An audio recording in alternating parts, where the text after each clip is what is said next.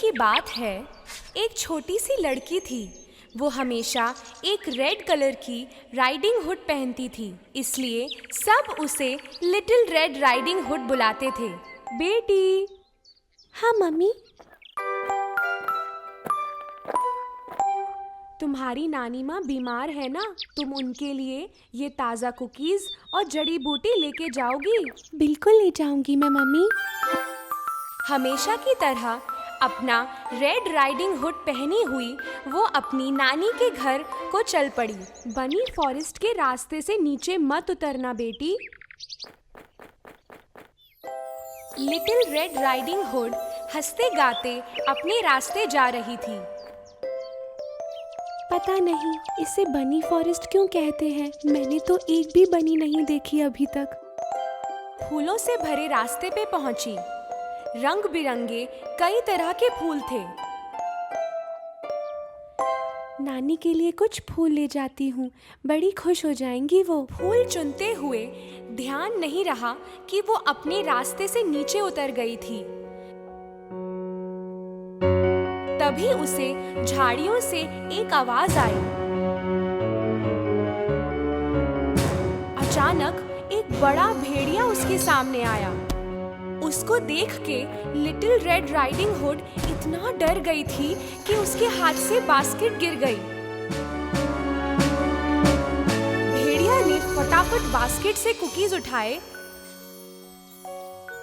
और वापस little red riding hood को दे दिया। भेड़िए की इस अच्छाई से लिटिल रेड राइडिंग हुड बहुत खुश हुई। Thank you. अरे तुम कहाँ जा रही हो बच्ची? नानी के घर, इस जंगल के आखिर में जो येलो कलर का घर है वो ही। उनकी तबीयत खराब है, इसलिए मैं उनके लिए कुकीज और जड़ी बूटी लेके जा रही हूँ। तुम मुझे लिटिल रेड राइडिंग हुड बुला सकते हो। तो मैं पहले जाकर तुम्हारी नानी को बता देता हूँ कि तुम आ रही हो और तुम आराम से फूल लेके आ जाना। तभी उसे किसी शिकारी की गोली की आवाज आई और वो उड़न शुरू हो गया। लिटिल रेड राइडिंग हुड को एकदम से रोना आ गया क्योंकि वो खो गई थी। उसका रोना सुन के शिकारी उसके पास आया। तुम यहाँ अकेली क्या कर रही हो? यहाँ बहुत खतरा है। मैं खूंखार भेड़ियों को ढूंढ रहा हूँ। काफी वक्त से मुझसे भाग रहा है वो।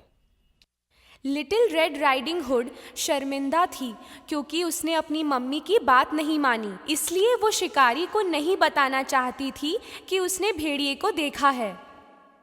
मैं तो बस, मेरी नानी माँ बीमार है, कुकीज ले जा रही थी और रास्ते में खो गई। तो मैं तुम्हें तुम्हारे नानी के घर छोड़ देता हूँ।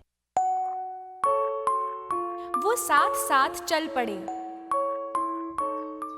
और तब ही भेड़िया भी नानी माँ के घर पहुंचा और दरवाजे पे नॉक किया। नानी माँ ने पुकारा, कौन है भाई? मैं हूँ नानी माँ, लिटिल रेड राइडिंग हुड। मैंने कुकीज और जड़ी बूटी लाई है आपके लिए। दरवाजा खुला है बेटी, अंदर आ जाओ। भेड़िया अंदर घुस गया।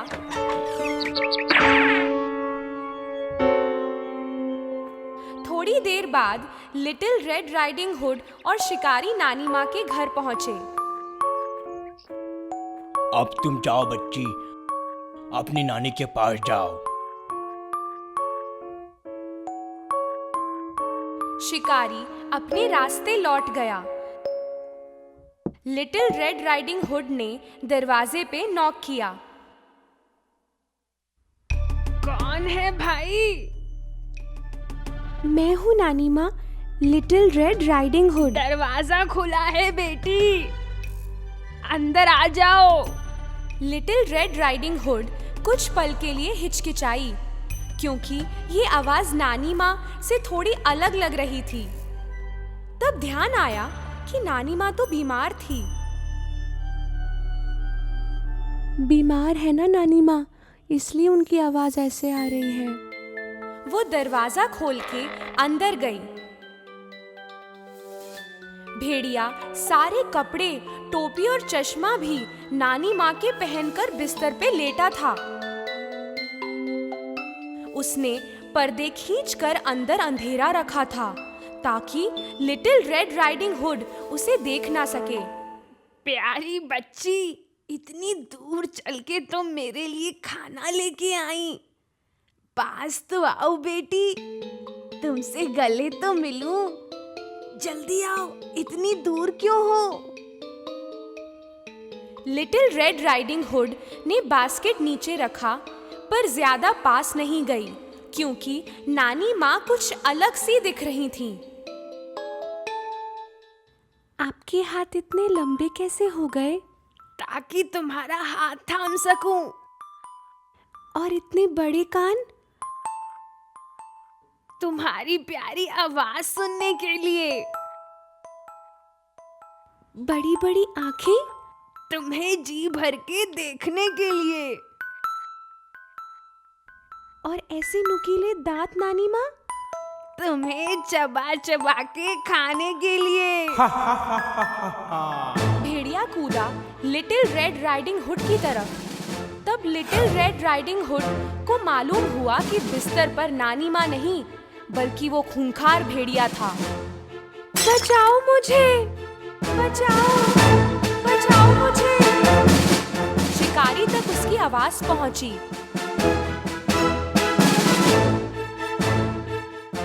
और वो दौड़कर उस घर तक गया। दरवाजे के अंदर जाके भेड़िए को पकड़ा। आखिरकार तू पकड़ा ही गया भेड़िए। अब तू चल यहाँ से, देखता हूँ तुझे। शिकारी ने भेड़िए के पेट से नानी माँ को बाहर निकाला। हमें बचाने का बहुत बहुत शुक्रिया शिकारी अंकल। कोई बात नहीं बच्ची, पर वादा करो कि तुम हमेशा मम्मी की बात मानोगी।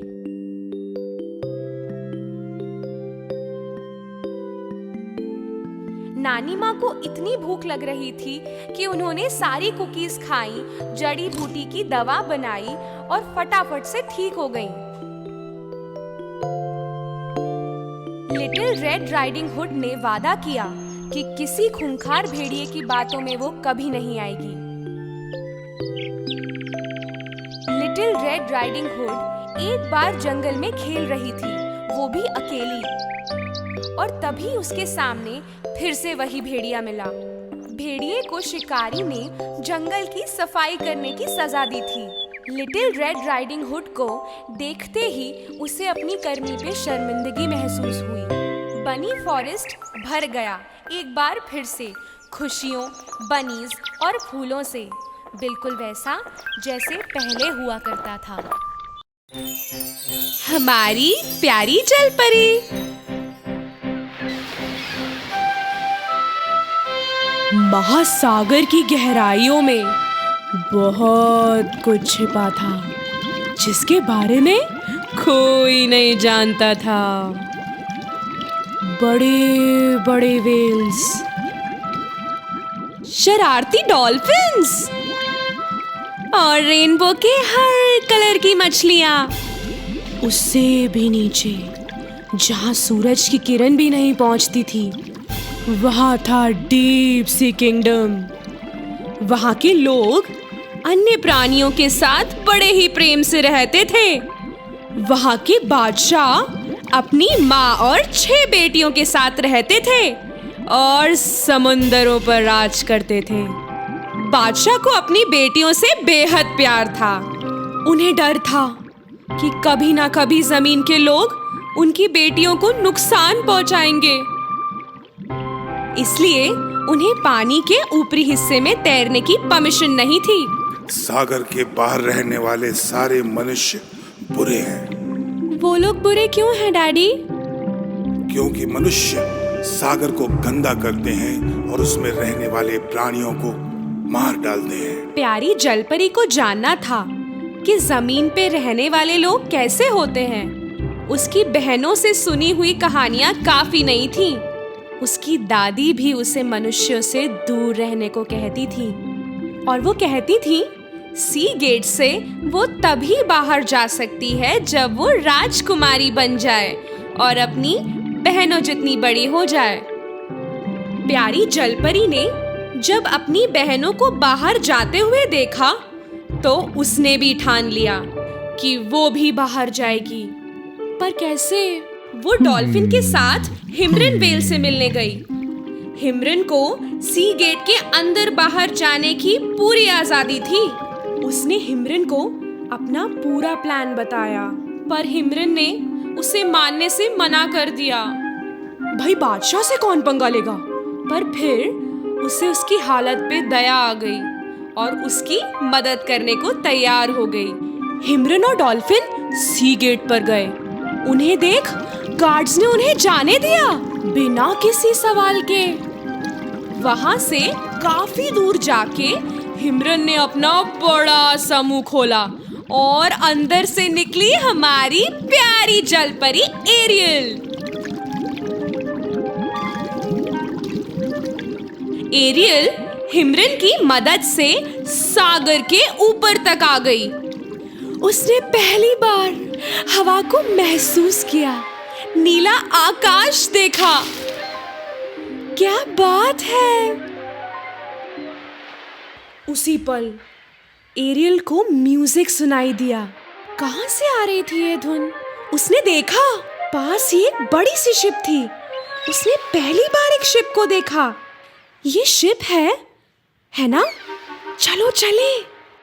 डॉल्फिन उसे कहती रह गई न जाने को, पर वो दूर निकल गई थी। तेजी से जा रही थी वो शिप की ओर। ये शिप किसी बादशाह की थी। वो अपने बेटे प्रिंस एरिक का बर्थडे सेलिब्रेट कर रहे थे।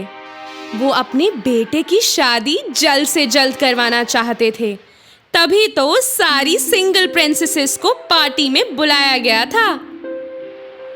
ये तो प्रिंस है और मनुष्य भी। डॉल्फिन ने फिर से वार्निंग दी। एरियल ने प्रिंस की धुन पे बड़ी खूबसूरती से गाया।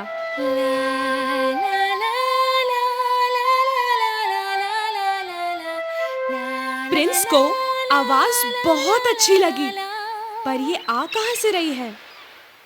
तुम छुप जाओ एरियल, वरना तुम्हें देख लेंगे, डॉल्फिन ने कहा। प्यारी जलपरी और डॉल्फिन दोनों पानी के अंदर चले गए, सागर की गहराइयों में, सी किंगडम के अंदर। सागर की जादूगरनी सब देख रही थी अपने क्रिस्टल बॉल में। आ गए वो दिन। महासागर के बादशाह की बेटी एक मनुष्य के साथ।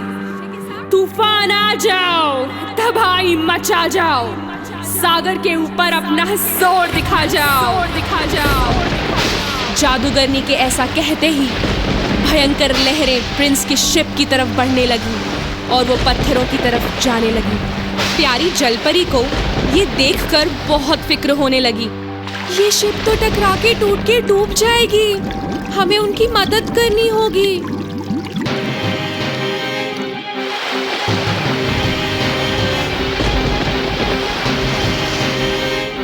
जलपरी को डूबे हुए शिप के पास तैरते हुए प्रिंस का फ्लूट मिलता है और फिर दिखते हैं प्रिंस डूबते हुए।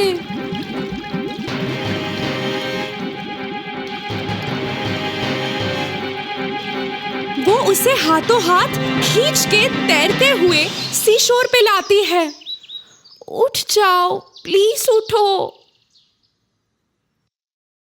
प्रिंस को होश आता है और वो धीरे से अपनी आंखें खोलता है। तुम जिंदा हो, प्यारी जलपरी खुश होके बोली।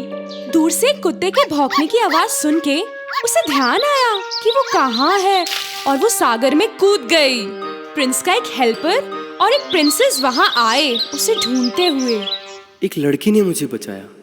मैंने उसकी आवाज पहले भी सुनी है, बहुत ही सुकून वाली आवाज थी।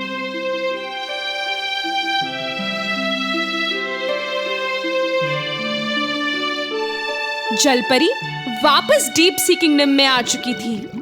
प्रिंस का फ्लूट उसके पास ही था। उन्हीं के बारे में सोच रही थी वो। तभी बादशाह वहां आते हैं और उन्हें वो फ्लूट दिखता है। उसे देखते ही उन्हें पता लग गया कि ये मनुष्य का है। हमारे कुछ नियम हैं और सभी को उनका पालन करना चाहिए, खासकर मेरे बच्चों को। क्या ये सच है कि तुमने किसी मनुष्य को डूबने से बचाया? मुझे बचाना पड़ा, वरना वो वहीं मर जाते। एरियल ने पलटकर जवाब दिया। बस करो, मनुष्य बुरे होते हैं। उनकी दुनिया और हमारी दुनिया के बीच कोई भी रिश्ता नहीं बन सकता।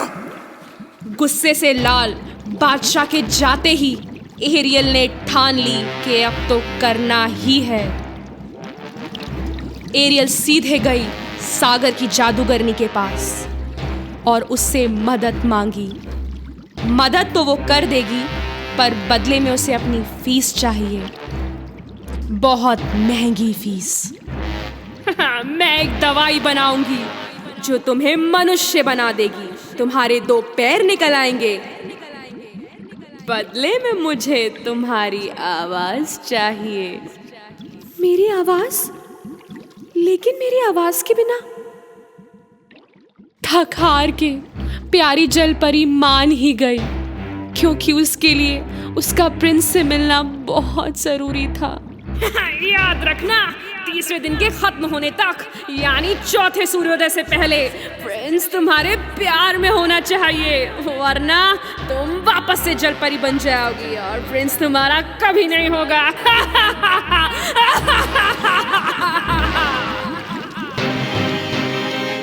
एरियल वो दवा घूंट घूंट कर पी गई। वो सागर के ऊपर की तरफ तैर के जाने लगी। धीरे धीरे उसके पैर निकल आए, बिल्कुल मनुष्य की तरह। डॉल्फिन के साथ वो सी शोर पे पहुंची। उसके वहां पहुंचते ही प्रिंस की नजर उस पर पड़ी और वो उसके पास आया।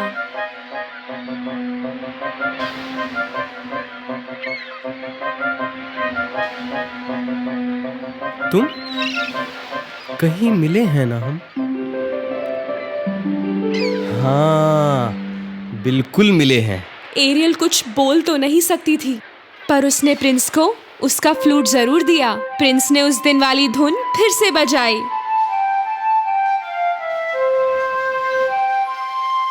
एरियल ने इशारा किया कि ये धुन उसने पहले भी सुनी है। यही बजाते हुए मैंने तुम्हें देखा था और तुम्हारी आवाज सुनी थी, और फिर तुमने मुझे डूबने से बचाया था। तुम्ही को ढूंढ रहा था मैं। प्रिंस को पूरा यकीन था कि वो लड़की एरियल ही थी जिसने उसे बचाया, पर वो लड़की तो एक जलपरी थी और उसकी खूबसूरत आवाज भी थी। एरियल बेचारी चाहकर भी ना बोल पाई अपनी आवाज जो वो दे आई थी। मुझे लगा तुम एक जलपरी हो। प्रिंस को लगा कि ये वो लड़की नहीं है जिसने उसे बचाया था। फिर भी उन्होंने उसकी मदद करने की ठानी। प्रिंस प्यारी जलपरी को अपने महल ले गए। बादशाह ने शादी की तैयारी करने का हुक्म दिया। वो अपने बेटे की शादी एक प्रिंसेस से कराने वाले थे। बेचारी जलपरी अब चुपचाप देखने के अलावा कुछ कर भी तो नहीं सकती थी। जब तक बोले नहीं, प्रिंस को पता कैसे चलेगा? उसे जादूगरनी की बात याद आई। याद रखना, 30वें दिन के खत्म होने तक, यानी चौथे सूर्योदय से पहले प्रिंस तुम्हारे प्यार में होना चाहिए, वरना तुम वापस से जलपरी बन जाओगी और प्रिंस तुम्हारा कभी नहीं होगा।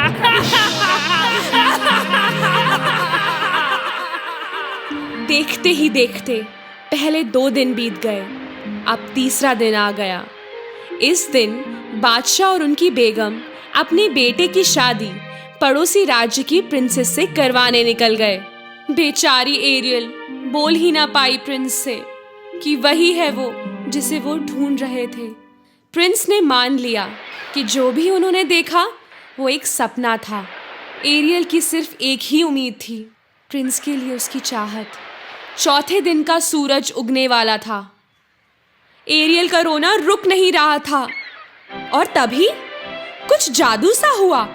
पहले उसकी सभी बहनें आईं और फिर आई उसकी दादी माँ।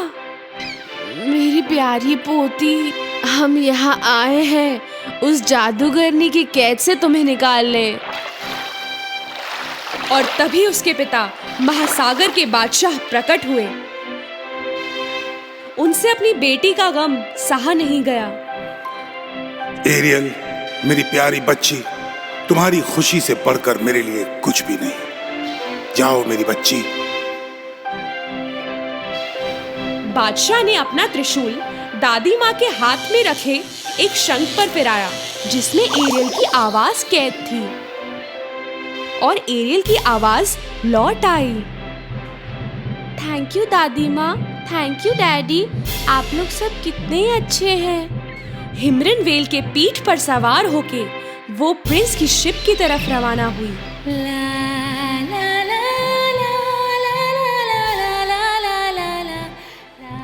प्रिंस और प्रिंसेस की शादी होने वाली थी कि प्रिंस अचानक रुक गए। उन्हें जलपरी की मधुर आवाज सुनाई दी। उसे अपनी तरफ आते हुए देखकर बिना झिझक के प्रिंस सागर में कूद गए।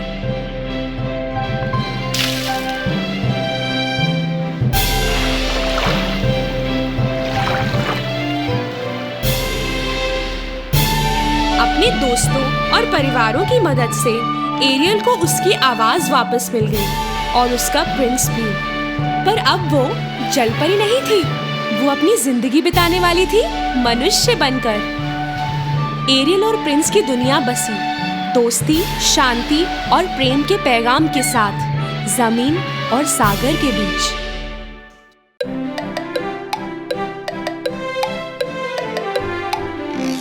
एक खूबसूरत दिन की बात है। एलिस अपनी दीदी के साथ पिकनिक पे गई थी। दीदी अपनी किताब पढ़ रही थी और हमारी एलिस बोर हो रही थी। तभी एक सफेद खरगोश वहां से गुजरा। वो खरगोश अपने आप से बात कर रहा था। एलिस को बड़ा अजीब लगा। खरगोश ने पॉकेट से एक घड़ी निकाली और बोला, अरे इतना लेट हो गया मैं। एलिस अचंभित सब देख रही थी। उसे और जानने की इच्छा हुई और वो खरगोश के पीछे पीछे चल दी। खरगोश एक पेड़ के तने के छेद में कूद गया और एलिस भी उसके पीछे कूद गई। अंदर वो गिरती ही जा रही थी, जैसे कोई गहरा कुआं हो। नीचे और नीचे। नीचे गिरते हुए उसे कई चीजें दिख रही थीं। फर्नीचर, खाने की चीजें और बहुत कुछ। उसकी जैसे दुनिया ही घूम रही थी। आखिर में वो एक गद्दे पर जा गिरी। उठते ही उसके सामने एक कॉरिडोर था, लंबा सा, और वो चल के जाने लगी उस पे। उसे कई सारे दरवाजे दिखे जो लॉक्ड थे। अचानक खरगोश गायब हो गया। अब उसे चिंता हो रही थी कि वो बाहर कैसे निकलेगी। तभी उसे एक टेबल पर रखी मिली एक सोने की चाबी। उस चाबी को उसने उन दरवाजों में डाला, पर चाबी बहुत छोटी पड़ रही थी।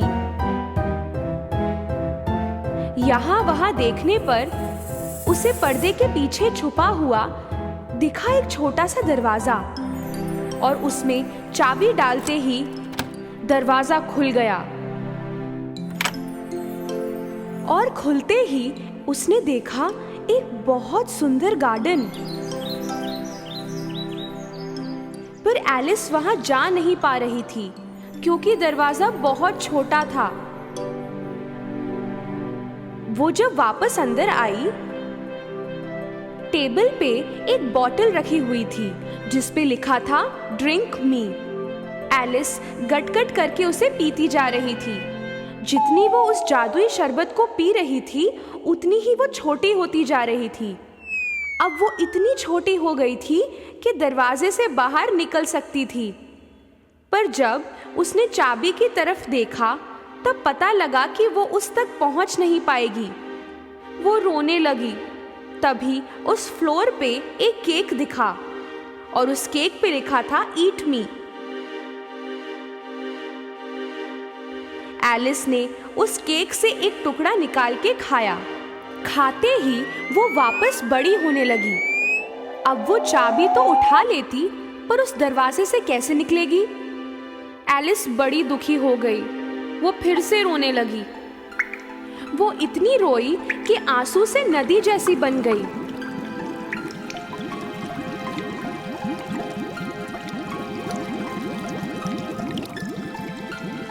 तभी वो खरगोश वहां से हड़बड़ी में भाग के गया।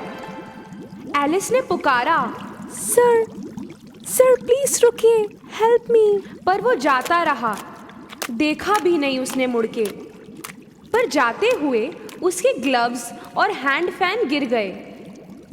एलिस ने उसका सामान उठाया और जैसे ही उसने हैंड फैन से हवा की, वो फिर छोटी होने लगी। तभी वो स्लिप होके अपने आंसुओं की नदी में गिर गई। एलिस और कई जानवर भी उसमें बह के निकलने लगे। जब वो बाहर निकले, सब भीग चुके थे। एलिस को फिर से वो खरगोश दिखा। खरगोश को लगा कि एलिस उसकी मेड है। उसने उसे उसके घर जाके उसके ग्लव्स और हैंड फैन लाने को कहा। एलिस जंगल में खरगोश के घर गई। अंदर जाते ही उसे ग्लव्स और हैंड फैन मिल गए। टेबल पे एक बॉटल भी दिखा।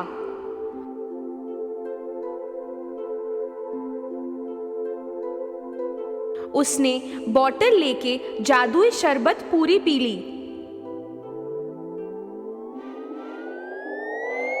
वो इतनी बड़ी हो गई कि घर के अंदर हिल भी नहीं पा रही थी। दूसरी तरफ खरगोश एलिस के लिए वेट कर रहा था। एलिस से डर के जानवर उस घर पर पत्थर फेंकने लगे।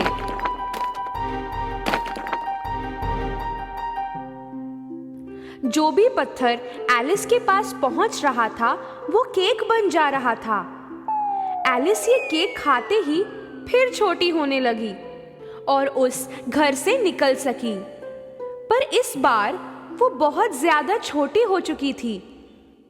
इतनी छोटी कि वो पेड़ पौधों के बीच गुम हो रही थी। वापस नॉर्मल साइज पे कैसे पहुंचे वो? उसे दूर एक पप्पी दिखाई दिया। उसने उसे पुकारने के लिए बुलाया। उसके पास आते ही उसे मालूम पड़ा कि वो कितनी छोटी हो गई थी। वो पपी से कुचले जाने से बाल बाल बची। वो भागती हुई एक मशरूम से जा टकराई। उस पे एक ब्लू कैटरपिलर बैठा था। एलिस ने उसे पूछा कि कैसे नॉर्मल हो सकती हूँ मैं। कैटरपिलर मुस्कुरा के बोला, मशरूम का एक साइड तुम्हें बड़ा कर सकता है और दूसरा साइड छोटा। एलिस ने एक छोटा मशरूम का टुकड़ा खाया और इतनी बड़ी हो गई कि उसे अपने पैर ही नजर नहीं आ रहे थे। तो अब नॉर्मल होने के लिए उसने दूसरे साइड से मशरूम खाया। दोनों साइड से थोड़ा थोड़ा खाके वो फाइनली अपने नॉर्मल साइज पे पहुंच गई। दोनों साइड से एक एक टुकड़ा लेके अपने हाथ में रखा। आगे बढ़ते हुए उसे एक छोटा सा घर दिखा, पर उसके अंदर जाने के लिए उसे फिर छोटा होना था। मशरूम का टुकड़ा खाके वो छोटी हो गई। घर के अंदर एलिस किचन में पहुंची। वहां डचेस अपने बच्चे के साथ खड़ी थी और वहीं एक मोटा बिल्ला भी था। एलिस पे हंस रहा था। एलिस पे पहली बार कोई मुस्कुराता हुआ बिल्ला देखा। उसने पूछा, आपका बिल्ला हंस क्यों रहा है? क्योंकि ये चेशर कैट है, डचेस बोली। तभी वो बिल्ला गायब हो गया और डचेस का बच्चा रोने लगा। डचेस ने बच्चा एलिस को दिया।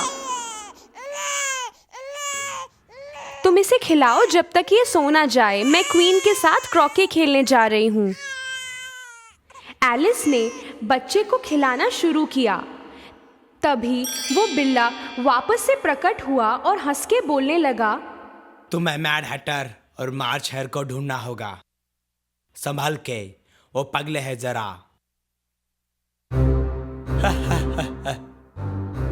ये कह के चेशर कैट फिर गायब हो गया। एलिस गुस्से से उस पे चीखी, ये बार बार गायब होना, प्रकट होना बंद करो, मुझे डर लग रहा है। चेशर कैट फिर आया और बोला, ठीक है, मैं धीरे धीरे गायब हो सकता हूँ। पहले पूंछ गई, फिर पेट और पैर, सिर्फ चेहरा ही रह गया था। एलिस बाहर गई और उसे मार्च हेयर का घर मिल गया। मार्च हेयर मैड हैटर के साथ चाय पी रहा था। मार्च हेयर के कानों के बीच भूसा रखा था। एलिस को समझ भी नहीं आया कि क्यों, और मैड हैटर ने एक हैट पहन रखा था। एक चूहा आराम से टेबल पे सोया हुआ था और ये दोनों उसे तकिए की तरह इस्तेमाल कर रहे थे। एलिस के आते ही दोनों चिल्ला पड़े कि जगह नहीं है। इतनी सारी तो जगह है। मैड हैटर एलिस से पूछता है, कुआवा तुम्हें क्यों एक टेबल की तरह लगता है? तुम बताओ क्यों? मुझे नहीं मालूम।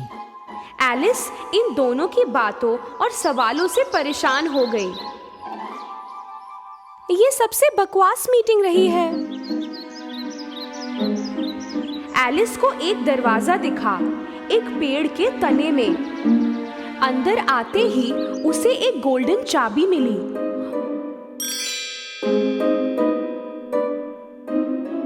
उस चाबी से एक दरवाजा खुला गार्डन का। गार्डन बहुत ही सुंदर था। ये गार्डन था क्वीन ऑफ हार्ट्स का और सारे वाइट रोजेस को रेड पेंट किया जा रहा था।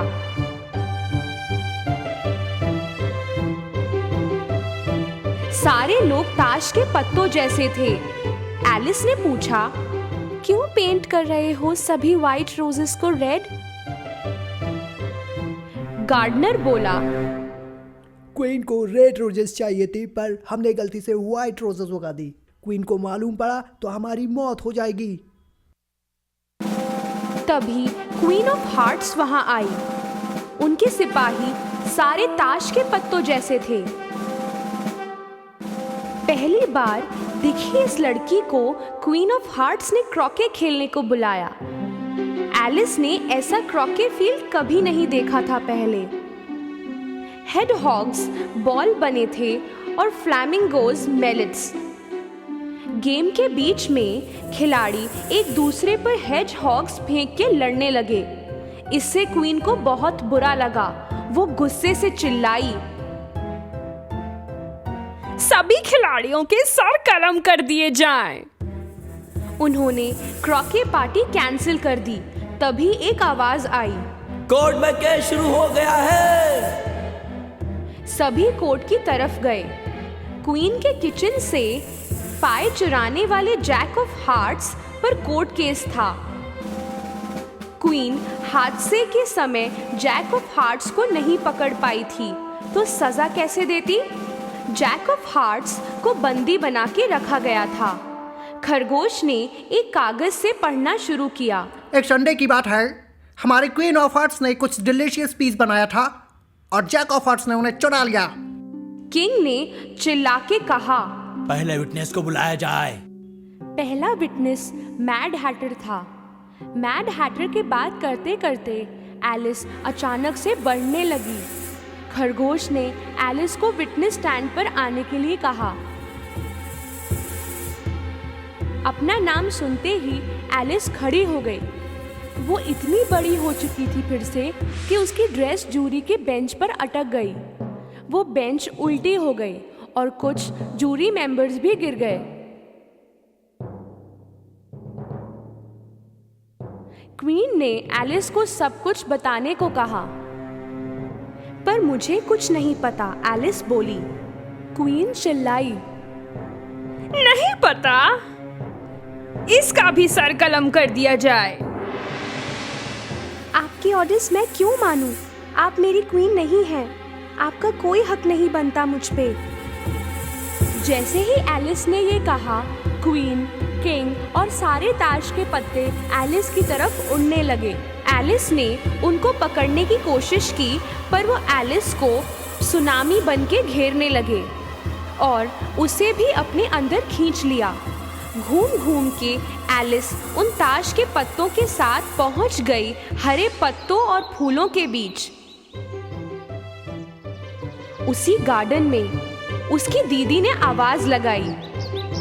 जब वो उठी तब समझी कि ये सब सपना था। अरे रे, ये तो सपना था। क्या सपना था? वाओ दीदी, मैं बताऊं अपना सपना तुम्हें। एक खरगोश जैकेट पहना हुआ था।